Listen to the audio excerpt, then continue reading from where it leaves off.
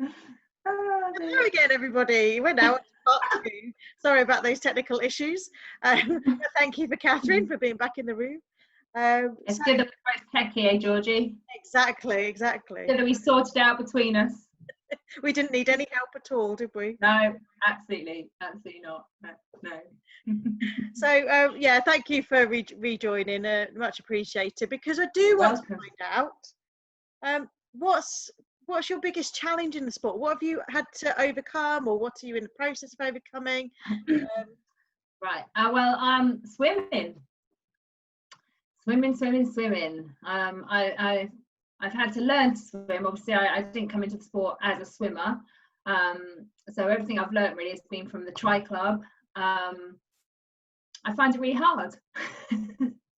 I'll get in the lake one day and think, yes, that was awesome. The next time I'll get in, I go, oh my God, I'm so slow. And you know, I know you shouldn't judge yourself, you shouldn't compare yourself, but on a serious note, a couple of years ago, or maybe it'd been last year, when we were training for Wanaka, actually, I had a near-death experience in the lake. It's not really funny at all. So we were going around the lake with Justin and Jackie, and Ian and Di decided to get out. I think Jackie said, "Oh, should we just do one more up and down?" I was like, "Yeah, absolutely. I feel fine. Absolutely, you know, great, not a problem at all." So as I started swimming, nearly got to the Orange Buoy, quite near the shore, and suddenly my blood pressure must have dropped, and I thought I was going to drown. It was the most terrifying experience. It was awful. And you know, in a dream, when someone's trying to call you, I had this in my hair, and you know, thank goodness Justin and Jackie were there. I had my float, so you know, it's always important. Now if we swim in a group, I always make sure that someone has a float. The better swimmers are best with the float, because you know, it drags you back a bit, especially in the wind. Yeah, you know, always swim with a buddy, because if it hadn't been for Justin and Jackie, I don't think I'd have survived. I know you can't drown in a wetsuit. There's no wetsuit, a tow float, but it really did shake me up. So what happened, you know, then? Did your body just? I think it was quite cold, and I think my blood pressure must have just suddenly dropped. You know, I maybe pushed my limits, but I felt fine. You know, if I hadn't felt fine, I would have said, no, you know what, I'm going in. But I felt absolutely fine. I had to do one more swim up to the buoy. We weren't out into the flag at Brogborough. We were just up and down. And I was about, I don't know, a couple of meters from the Orange Buoy, and yeah, suddenly within 10 seconds, I just had this panic attack. It was just terrible. Wow. It was just awful. So. And how did Jackie and Justin recognise that in you? Well, I was going, I'm going to drown, and I was just, you know, honestly, it was horrific. It sounds really scary. They really, I mean, Jackie's also always good in emergency, so you know, she was calming me down, and luckily I just held onto my tow float, and they sort of just dragged me into the side, and I was really shocked when I got out. I was cold and shaking, and you know, they sorted me out. But it doesn't matter how good swimmer you are. I know that Jackie's husband was swimming in a lake once, and he was an Ironman. This guy suddenly had a panic attack. It can happen to anyone. So you know, it's water. It's dangerous, isn't it? You know, you shouldn't mess with water. So always swim with a buddy, guys. You know, don't think you're you know, the Charlie Big Potato and don't need a buddy, because you know, you never know when something could happen. And even now, you know, we went to Brogborough on Saturday. It was really quite choppy, and you know, it's scary. It plays on your mind. It really does play on your mind, but you have to try and overcome it, else you know, you're never going to do a triathlon, are you, again? Just well, good for you for getting back in the water and just giving it a go, and not giving up, because I think the easy thing when you've had an experience like that would be to say, no, I'm not doing that again, and that's Absolutely. That I'll do duathlons instead, or whatever, because so well done to you for, and I don't mean that to sound patronising. No, I know you don't. Swimming out to flag, I fear that I'm going swimming out and I'm not swimming to the shore, you know, and it, you know, it plays on your mind. It does play on your mind, but you know, it's you know, swim with a buddy. Stay safe. However, as a swim coach and somebody that's seen you swimming over the years and so forth, as you said previously in part 1 of our interview, having confidence in yourself, Kathryn. Absolutely, you're right. You are a good swimmer, and you can swim, and you are swimming enough. You know, you've just got to have that faith in your ability. Exactly, you're right. Yeah, but it does. I think it's like golf, isn't it? You know, you get one thing to try and work on, and then you get that right, and then, oh no, this is happening, your legs are splitting or your arms out, or, you know, so you that might be why I've never tried golf, to be fair. Actually, another top tip, Keith from the swim shed, our good friend Keith, he always used to tell us that when you get to the pool, put a post-it note on your steering wheel saying one thing you're going to work on. You know, don't go in the pool with 8 things like head, shoulders, knees and toes. You know, just go like, I don't know, breathing, goggle eye. And then when you get back into the car, that post-it note's waiting for you, and you think to yourself, now, did I do that one thing? Because that is a top tip. Do a few lengths doing goggle eyes and go, oh, I've done that now, that's fine, don't need to do it again, I'll go on to legs kind of thing. But yeah, so that was quite a good little That's another top tip. You're full of them. We're emptying you of top tips. I wouldn't say top tip, I'd say something that rhymes with top tip.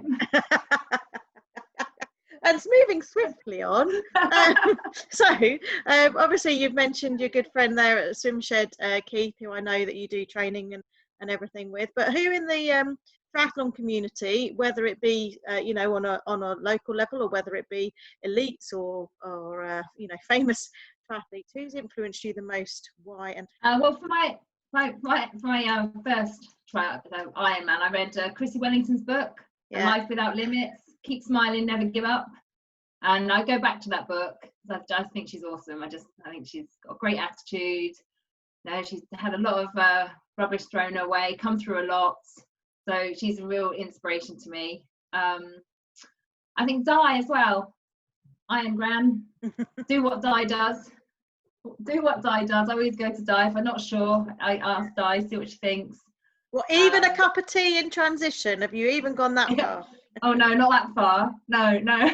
I haven't gone that far, not quite. Get in there though, Georgie, get in there. Most people will be laughing now because they'll think that I've done that as well, having taken so long. Have you? No, I didn't have a cup of tea. I did everything else, I just didn't have a cup of tea. A sandwich? Yeah, sandwich. I did eat a sandwich, yeah. Did you, in transition? Oh, fantastic, brilliant. And my little friend Jane, who is Keith's wife that passed away sadly last year, she always had I love a good mantra, and hers was trust in the process and go with the flow. So I like that. Trust in the process is a brilliant one, because you should, you know, I should take my own advice or take her advice, you know, trust in the process. And she always used to say as well, you can do anything in a day. Right, man, you can do anything in a day. Yeah, but trust in the process. We'll go back to that one. That's one that lingers. So I like that. That's good. 3 top ladies there. Oh, fab. Yeah, thank you for sharing that, because I know it's quite personal as well when you're thinking about actually who's influenced you and what you've read, and you know what you take with you. Absolutely. I follow Lucy Charles Barkley as well on Instagram. She's just a,